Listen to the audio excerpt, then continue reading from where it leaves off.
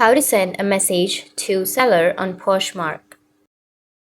So if you want to send a message to seller on Poshmark, then let's see if it's possible or not. So there are public messages and private messages. The only way to contact a Poshmark seller completely privately is to locate the item under My Purchases and hit Message Seller after the purchase. Before the purchase, you can send a public message or semi-private message using the bundle feature. So basically, the only way to contact seller is after you purchased, which is a private way, and a public way as you saw.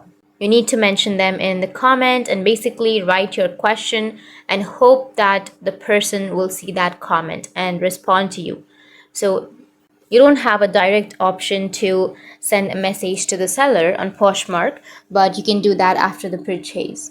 So that's it, and if you have any questions, feel free to comment below. Thanks for watching.